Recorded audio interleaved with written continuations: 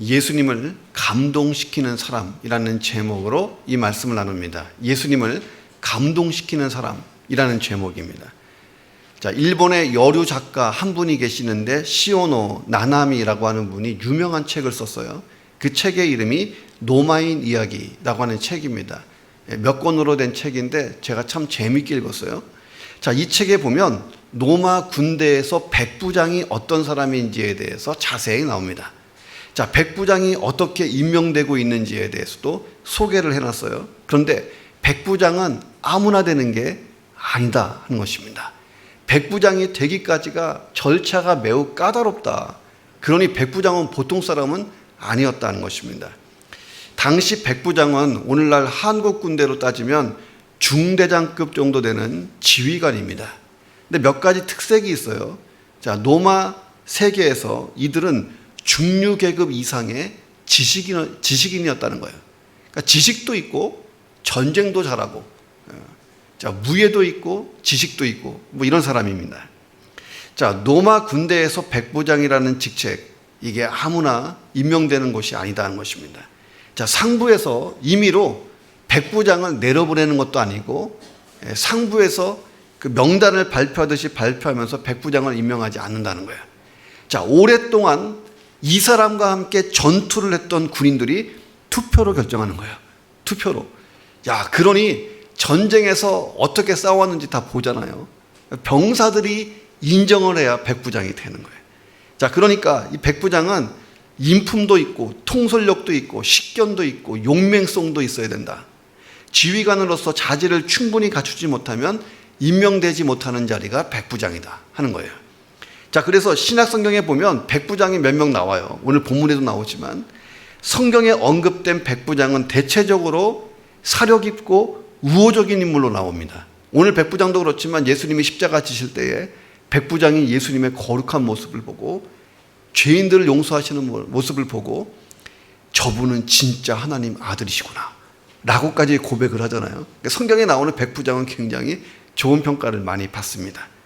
자, 오늘 본문을 보면 예수님께서 가버나움에서 백부장을 만나신 이야기로 시작이 됩니다. 자, 예수님이 이 백부장 때문에 가슴이 뭉클해지고 감동을 받았다는 거예요. 자, 얼마나 감동을 많이 받았냐면 오늘 본문 9절에 보니까 감동의 도가니에 빠지신 예수님이 따라오는 무리들을 향해서 이렇게 말씀하시는 거예요. 내가 이스라엘을 다 다녀봤는데 이런 믿음을 가진 자를 본 적이 없어. 자, 이렇게 말씀하셨어요. 자, 내가 이스라엘에서 만난 사람들 중에 최고의 믿음을 가지고 있다. 성경에 보면 예수님이 누구를 칭찬한 장면이 그렇게 많지가 않습니다. 그러므로 예수님의 칭찬을 받았다고 하는 것은요, 대단한 거예요. 이 백부장은 또 로마인이었잖아요. 이방인이었습니다. 자, 예수님이 이 백부장 때문에 가슴이 뭉클하고 깜짝 놀라셨다. 크게 놀라셨다는 거예요. 자, 우리의 소원이 뭐냐? 나 때문에 예수님이 한번 깜짝 놀라시는 것. 나 때문에 예수님이 뭉클하게 감동 한번 받으시는 것. 야, 내 인생에 이게 몇 번 있으면 얼마나 좋겠습니까? 자, 방법이 뭐냐? 우리가 백부장처럼 살면 된다는 거예요.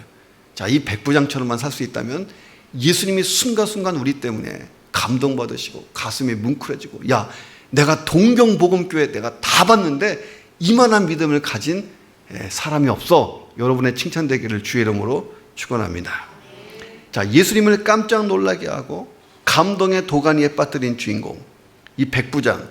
자, 이 백부장이 어떤 사람인가를 보면서 우리가 한번 생각해 봅니다. 누가 예수님을 감동시키는 사람인가 하는 것입니다. 자, 그 첫째는 경계선을 넘어선 사랑을 하는 사람. 이 사람이 예수님을 감동시킨다는 거예요. 자, 2절에 보면 이렇게 기록되어 있습니다. 어떤 백부장의 사랑하는 종이 병들어 죽게 되었으니. 자, 여기에서 두 단어가 나오는데 이 두 단어에 우리가 집중해야 됩니다. 하나는 종이라고 하는 명사예요. 그 다음에 또 하나는 사랑했다라고 하는 동사입니다. 자, 군국주의 시대였습니다. 그 당시에. 로마에서 백부장은요, 대단한 권세를 가진 사람이에요. 거기에다가 식민지까지 왔던 백부장은요, 권세가 하늘을 찌릅니다. 자, 이 백부장에게는 수많은 종들이 있습니다. 자, 당시에 종이라고 하는 것은요, 소모품이에요. 병들고 쓸모가 없게 되면 팔아버릴 수도 있고 그냥 길바닥에 버려도 괜찮은 시대입니다. 자, 그런데 이 백부장이 종을 사랑하는데 병든 종을 사랑했어요. 병든 종. 쓸모없게 되었음에도 불구하고 사랑했다는 거예요. 자, 이게 굉장히 중요합니다. 사람이 병들고 죽게 되면요, 누군가에게 귀찮은 사람이 되잖아요. 심지어 가족 중에도 중병이 들어서 오래 지나면 문득문득 좀 귀찮은 생각이 드는 게 인간의 심리입니다. 자, 그런데 오늘 본문에 보니까 하찮은 종, 소모품 같은 종이 병들었다는 거예요. 당시 사회적 통념에 따르면 보통 외면한다는 거예요. 자, 백부장이었던 그가 종을 외면한다고 그에게 따지거나 돌멩이 던지거나 그를 나쁘다고 생각할 사람은 아무도 없어요. 자, 그런데 이 백부장이 병든 종을 사랑하되 끝까지 사랑했다는 거예요. 자, 끝까지 사랑한 것을 보면 본문의 정황으로 미루어 짐작해 볼 때에 이 백부장이 이 종을 치료해 보려고, 이 불치병을 치료해 보려고 백방으로 힘쓴 것 같다. 병원도 많이 다녀보고 훌륭한 한의사도 좀 불러보고 아마 했을 거예요. 자, 그런데 이 종의 병이 점점 깊어지고 회복의 기미가 보이지 않았다는 거예요. 자, 포기하고 싶을 정도로 안타까운 시간이 흘러가고 있었습니다. 그때에 희망의 소식을 들은 거예요. 모든 질병을 치료한다고 하는 유대인 최고의 랍비 예수님이 가버나움에 오시고 있다 하는 소문을 듣게 됩니다. 백부장은 어찌하든지 이 종을 치료하기 위해서 이 예수님을 만나보고 싶었어요. 만나야 무슨 해결이 되니까요. 자, 그래서 평소에 자기와 가까이 지내던 유대인 장로들, 친구 장로들을 불러서 부탁합니다. 내 사연을 예수님께 가서 꼭 좀 전해다오. 나의 사연을 꼭 좀 알려다오. 이렇게 부탁을 합니다. 자, 그래서 유대인 장로들이 이 백부장의 부탁을 받고 예수님 앞에 오게 됩니다. 유대인 장로들의 말을 가만히 들어보세요. 굉장히 감동적인 내용들이 담겨 있다는 거예요. 자, 4절과 5절을 같이 읽어봅니다. 이에 시작. 그들이 예수께 나와 간절히 구하여 이르되 이 일을 하는 것이 이 사람에게는 합당하니이다. 그가 우리 민족을 사랑하고 또한 우리를 위하여 회당을 지었나이다. 자, 이 백부장이 유대 민족을 사랑했다라고 하는 또 다른 정보가 나오고 있어요. 당시에 노마 장군 대단한 거예요. 점령군의 장교들은요, 식민지에 오면 자기 마음대로 할 수 있는 권세가 있었어요.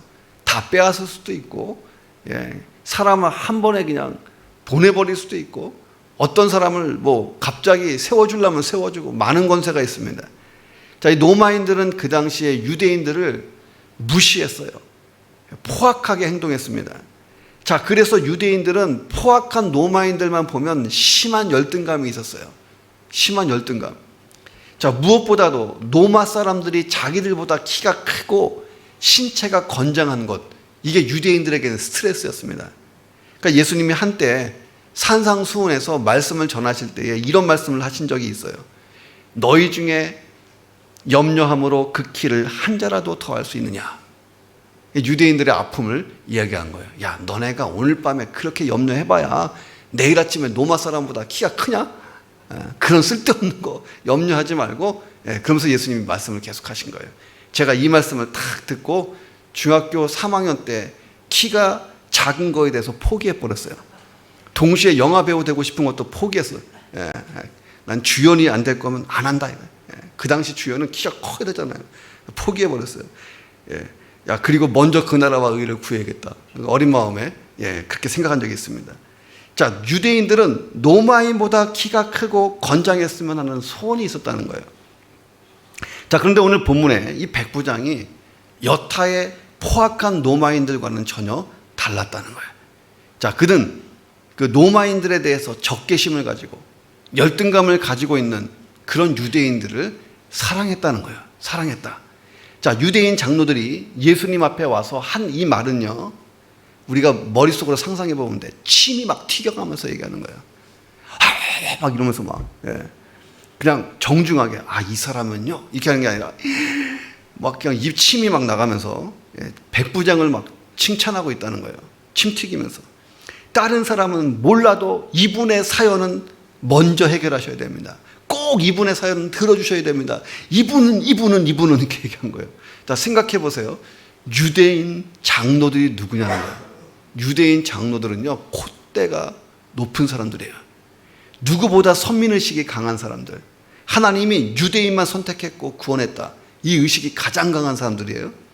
그래서 유대인이 아니면 이방인은 다 개로 취급했어요. 이방인은 다 개다. 예. 자, 하나님이 이방인은 지옥의 땔감으로 쓰신다. 막 이렇게 농담까지 하고 다니던 사람들이 유대인 장로들이에요. 자, 그런 사람이 지금 이방인을 침튀겨가면서 칭찬하고 있다. 자, 왜 그랬을까? 백부장이요, 유대인 장로들을 친구처럼 대한 거예요. 가까이 대하고 사귀었다는 거예요. 그리고 유대인 장로들에게 유대 민족에 대한 역사와 어떤 신앙 같은 것을 들으면서 식민지였던 유대 땅에 있는 유대인들도 사랑했다는 것입니다. 더 나아가서 쓸모없게 된 종을 끝까지 사랑하고 있는 이 모습이 유대인들에게 감동을 준 거예요.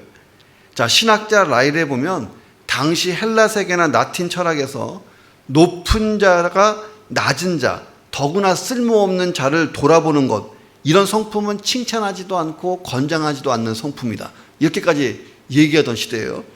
자, 그런데 이 백부장이 자발적으로 낮은 자, 쓸모없는 자를 그렇게 사랑했다는 거예요.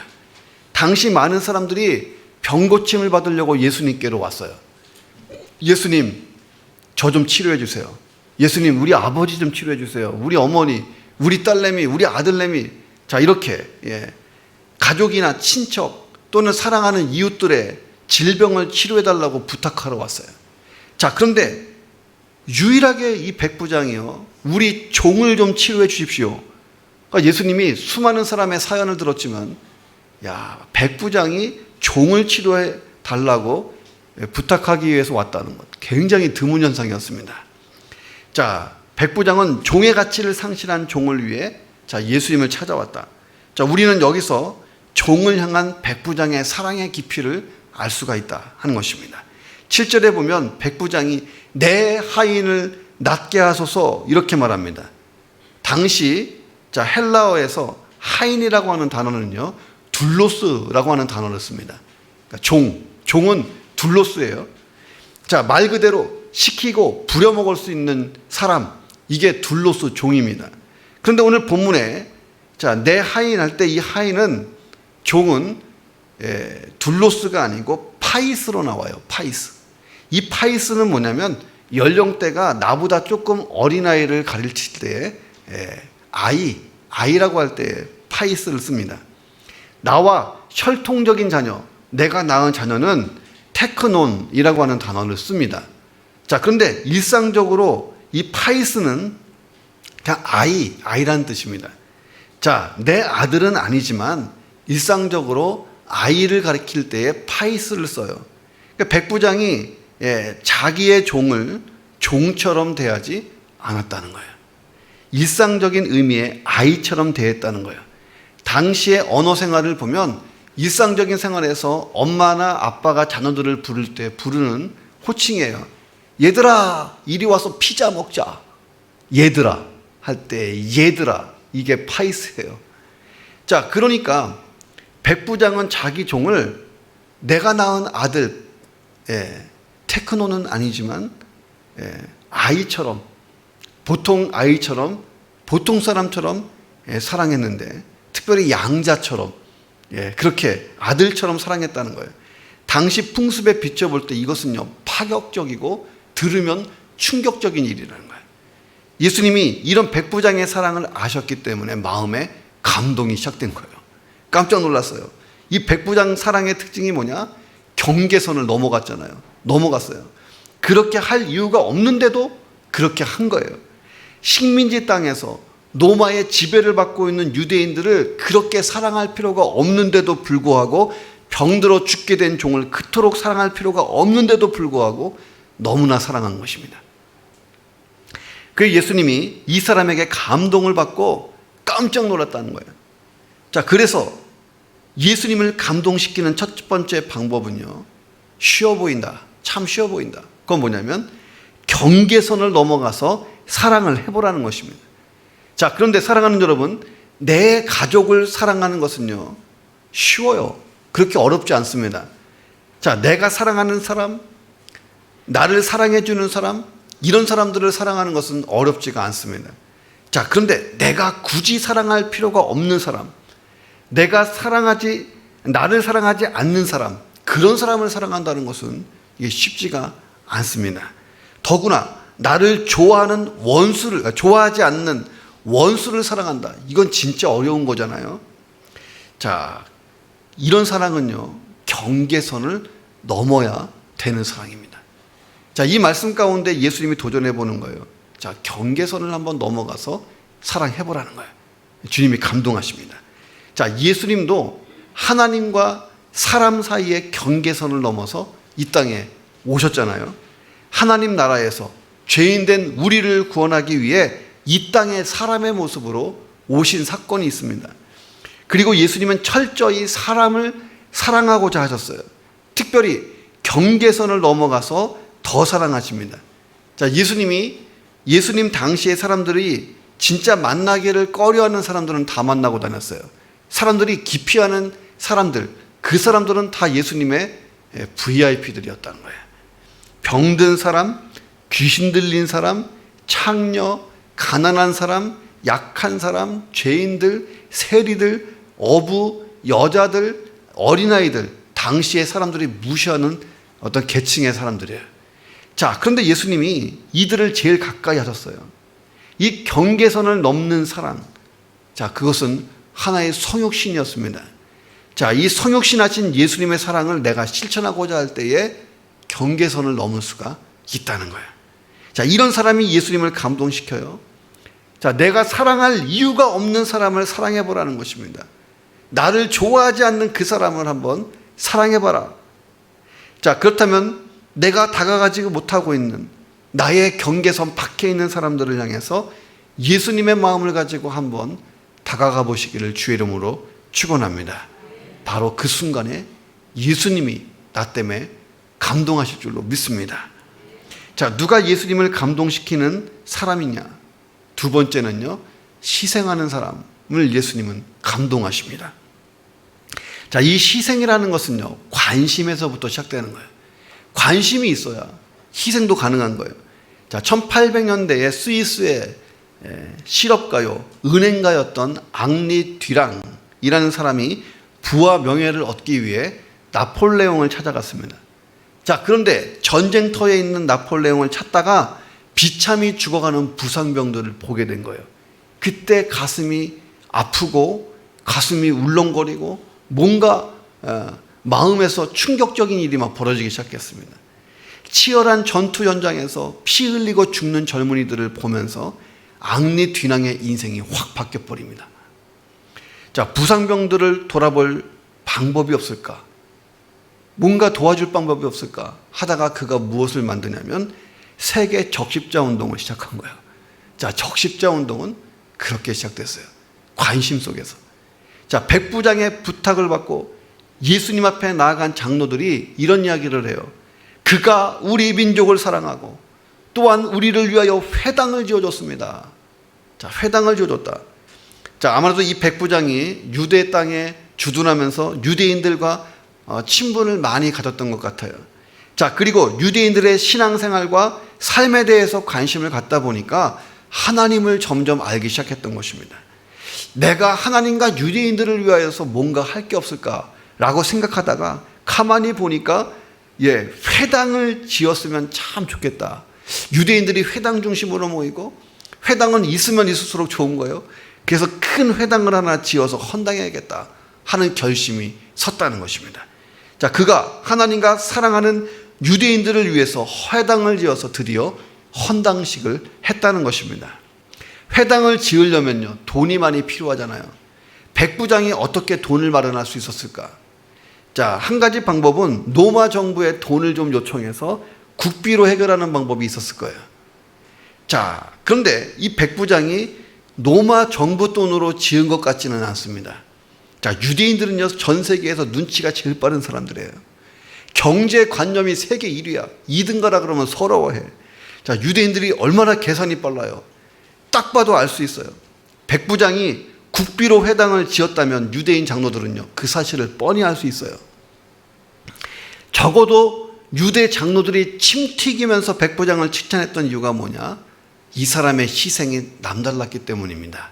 아마도 백부장은 자기가 가지고 있는 소유 중에 상당 부분을 희생시켜서 이 회당을 지었을 거다라고 하는 추론이 가능한 것입니다. 바로 이 사실이 유대 장로들의 가슴을 따뜻하게 적신 거예요. 감동받아 버렸어요. 유대인 장로들이 말한 이 말 중에 그가 우리 민족을 사랑했습니다 할 때 여기서 사랑하다라고 하는 단어는 헬라어에서 몇 개의 유형이 있잖아요. 자, 그런데 아가파오예요. 아가파오. 이건 무조건적인 사랑, 조건 없는 사랑이라는 거예요. 아무 조건 없이 우리 민족을 사랑했습니다. 아가페 사랑, 아가페 사랑. 아낌없이 주는 사랑을 했다는 것입니다. 자, 나에게요, 남아있는 것 가지고 남을 섬기는 일은 그렇게 어렵지 않잖아요. 자, 그런데 내가 가장 소중하게 여기는 것을 가지고 남을 섬기는 것은 쉽지가 않습니다. 제가 만난 권사님 한 분도 그런 분이 있어요. 아유, 그거 이뻐요. 그러면 그냥 띄워서 줘. 이거 얼마짜리인지 생각도 안 하고 막 주시는 분이 있어요. 그분 보면 어느 순간에 아침에 있었던 목걸이가 없어지고 막 그래. 그러면 또 준 거야. 근데 그분은 늘 생겨. 자, 소중한 걸 가지고 남을 섬기는 거, 이게 쉽지가 않잖아요. 자, 예수님은요, 부자가 아니었어요. 자, 여우도 굴이 있고 새들도 보금자리가 있는데 예수님은 머리 둘 곳조차 없는 집 없이 다녔어요. 자, 그렇지만 예수님은 당신이 가지고 있던 가장 소중한 것을 주기로 작정하신 것입니다. 그게 뭐냐면 예수님의 생명이잖아요. 내가 생명을 주겠다. 죄 때문에 심판받아 멸망할 사람들을 위해 온 인류를 위해서 십자가에서 대신 죽는 것을 선택하신 것입니다. 자, 그래서 저와 여러분이 예수를 나의 구주로 믿고 영원한 생명을 얻게 된 줄로 믿습니다. 자, 우리가 잘 알고 있는 아펜젤러 선교사, 1885년에 한국에 들어왔던 최초의 선교사님이시잖아요. 이 아펜젤러가요, 굉장히 짧은 인생을 살았어요. 그렇지만 굉장히 숭고한 인생을 살아서 오늘날까지 감동을 주고 있습니다.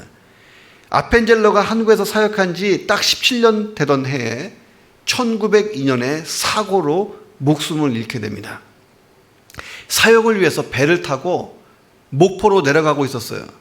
아펜젤러를 태운 배가 군산 앞바다에서 짙은 안개 때문에 마주오는 상선과 충돌하게 됩니다. 자, 그때 다 물에 빠져서 허우적거리기 시작하는데 물에 빠져서 허우적거리는 여학생을 살리고자 바닷속에 들어가서 두 손으로 이 여자아이를 들어 올립니다. 자, 이 과정에서 본인은 고결하게 순교하게 돼요. 자, 한국의 서울 양화진 선교사 묘지에 가보면 그의 묘지가 이렇게 되어 있습니다. 진짜 감동적이에요. 거기에 보면 그 영원하신 팔이 내 아래에 있도다 라고 하는 시편의 말씀이 자, 기록되어 있습니다. 자, 누군가를 위해 나를 희생한다는 것, 누군가를 위해 내 것을 주면서 희생하는 것, 자, 그것이야말로 예수님이 감동받으실 만한 위대한 사건인 줄로 믿습니다. 내가 할 수 있는 희생, 작은 것부터 실천해 보기를 주님의 이름으로 축원합니다. 자, 누가 예수님을 감동시키는 사람인가? 자, 세 번째는 겸손한 사람이에요. 겸손한 사람. 자, 20세기의 예수님이라고 불리는 슈바이처 박사님 이야기가 있어요. 자, 검은 대륙 아프리카 병원에서 죽어가는 사람들을 살리기 위해서 자신의 모든 것을 바치고 일생을 다 바쳤던 사람, 슈바이처. 자, 그것도 부족해서 모금을 통해서 병원을 유지하고 선교를 감당했던 박사님입니다. 한 번은 슈바이처 박사가 모금을 하기 위해서 그의 고향에 돌아오게 됐습니다. 돌아오던 어느 날에 있었던 일이에요. 자, 슈바이처가 온다고 하는 그날에 이 고향역에 가족과 친척, 수많은 동료들이 슈바이처를 영접하러 인산인해를 이룬 거예요. 열차가 딱 도착했어요. 환영객들은 전부 다 어디로 뛰어갔냐면 1등 칸과 2등 칸이 서는 위치에서 슈바이처 박사를 기다리고 있었습니다. 유명 인사니까.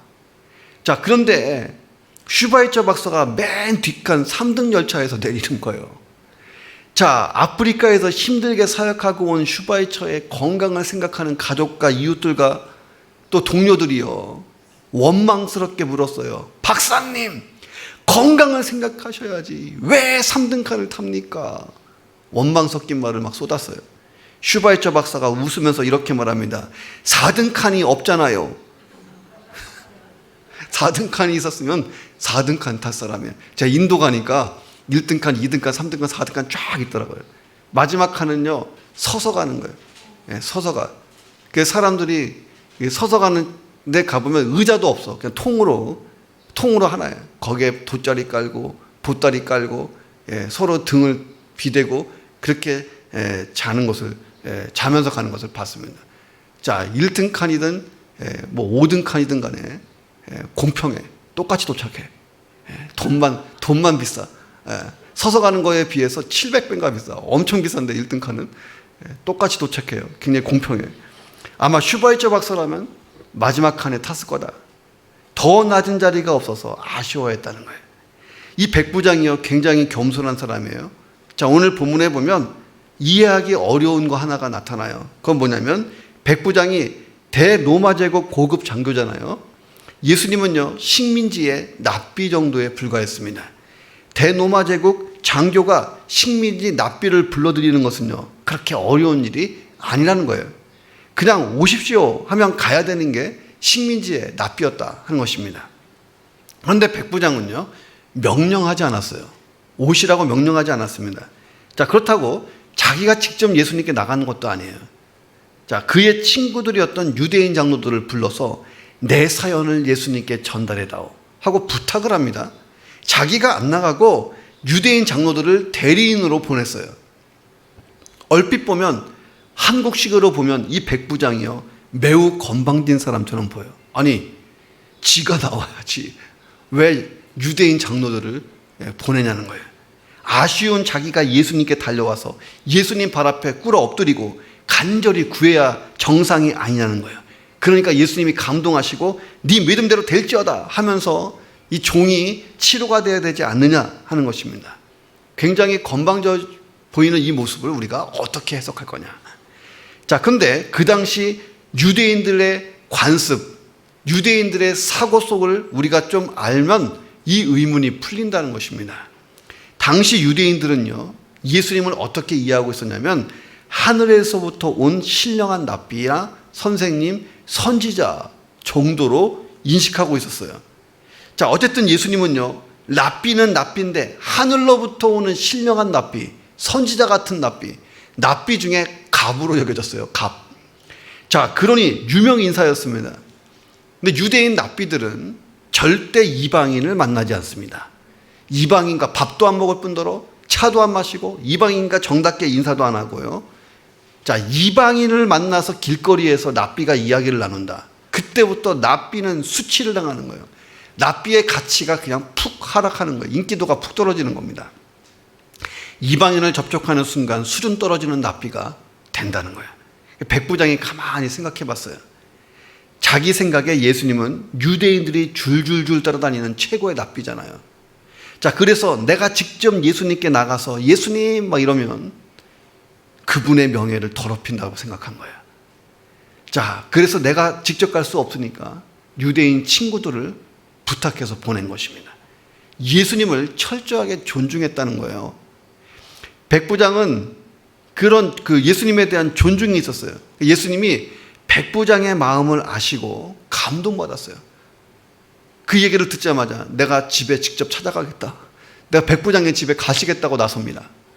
자, 그런데 백부장이요, 예수님이 오신다는 소식을 듣고 또다시 친구들을 보내요. 친구들을 보내면서 이렇게 얘기해요. 주여, 수고하지 마십시오. 내 집에 들어오시는 것을 나는 감당하지 못하겠습니다. 주님이 우리 집에 오시는 순간 주님의 영광과 존귀와 가치가 떨어지잖아요. 이방인의 집에 왜 들어오십니까? 들어오지 마세요. 내가 주님께 나가기도 감당 못해요. 막 이렇게 했던 거예요. 이러니 예수님이 이 백부장의 겸손에 더 가슴이 뭉클해진 거예요. 자기 백성 유대인, 특히 유대인 지도자들과는 너무나 차이가 나는 것입니다. 사실 백부장은 예수님을 대단하게 생각하고 있었던 것 같아요. 자, 유대인의 평범한 랍비보다 더 위대한 분 정도로 생각하지 않고 그 이상으로 본 거예요. 자, 유대인 장로들은 예수님을 훌륭한 랍비 정도로 생각했습니다. 자, 그런데 이 백부장은 달리 생각했다는 거예요. 자, 무엇을 보면 알 수 있느냐? 주여라고 하는 이 호칭에서 알 수 있다는 거예요. 자, 유대인들에게서요, 주여 할 때 이 주는요, 하나님께만 붙여요. 하나님께만 붙이는 호칭입니다. 예.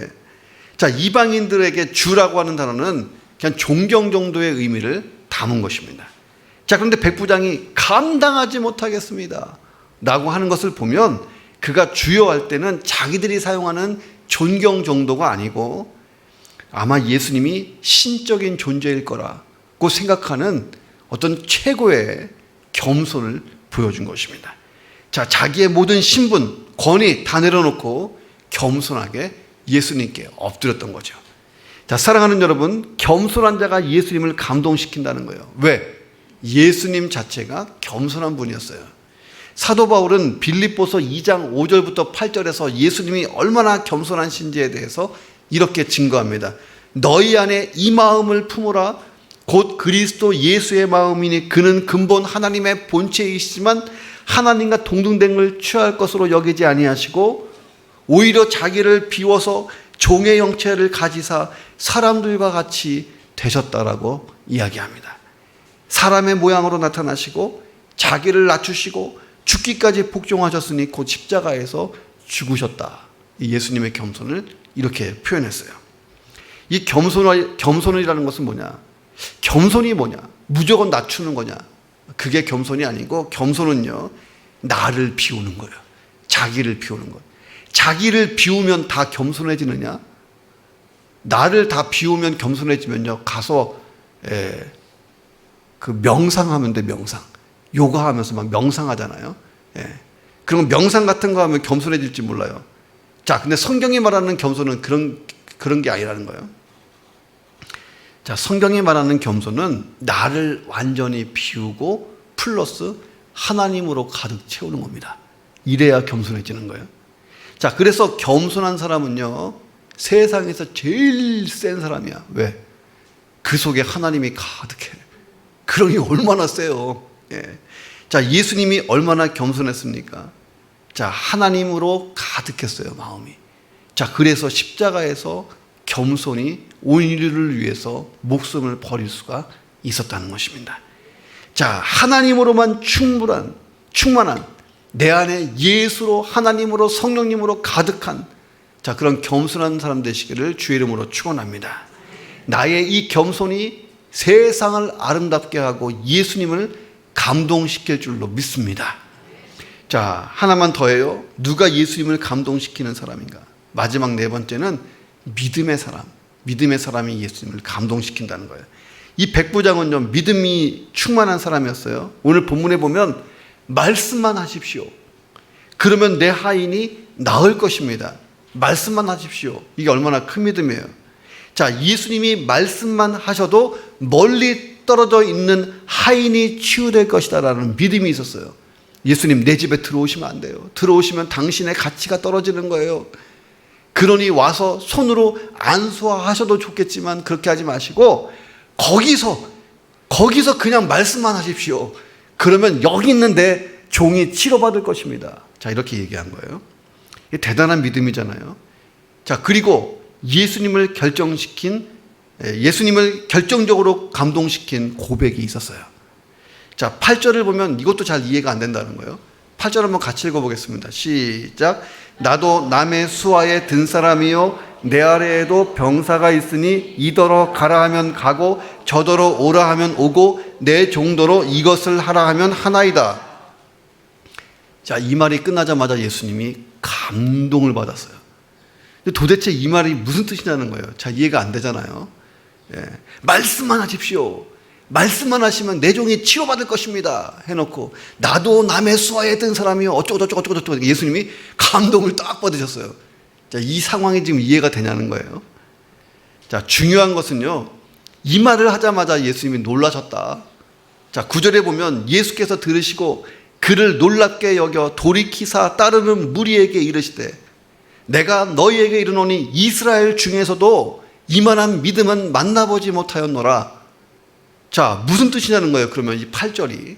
자, 8절은 자, 이런 뜻입니다. 제가 이 8절을 백부장 입장에서 해석을 해볼게요. 예수님, 저는 대로마 제국의 백부장입니다. 저는요, 아무것도 아닙니다.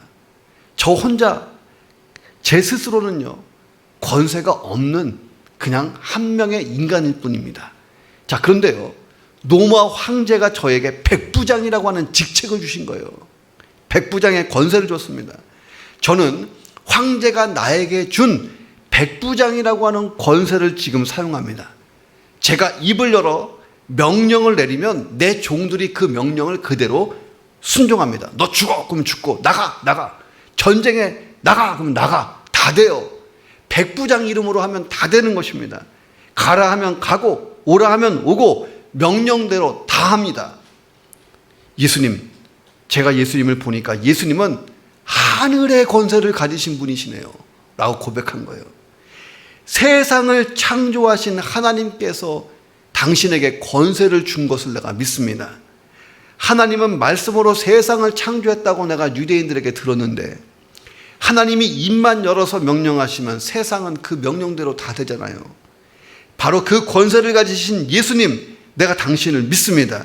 자, 그 권세로 내 종을 치유하십시오. 당신이 입을 열어서 명령만 하시면 하나님의 권세, 창조주의 권세가 발산돼서 내 종이 치료받을 줄로 믿습니다. 자, 이렇게 예수님께 얘기한 거예요. 백부장은 이렇게 얘기했고 예수님은 이렇게 잘 알아들으신 거예요. 그 명령대로요, 내 종이 나을 것입니다. 당신의 입술에는 창조주의 권세가 있습니다. 예수님이 정말 깜짝 놀란 거예요. 야, 내가 이스라엘을 다 다녀봐도 이렇게 믿음이 좋은 자를 본 적이 없어 라고 말씀하신 것입니다. 자, 그리고 예수님이 진짜 백부장의 믿음대로 하세요. 입을 열어서 종의 치유를 선포하십니다. 그리고 유대인 장로들이 백부장의 집에 가봤을 때 종이 이미 나아 있었어요.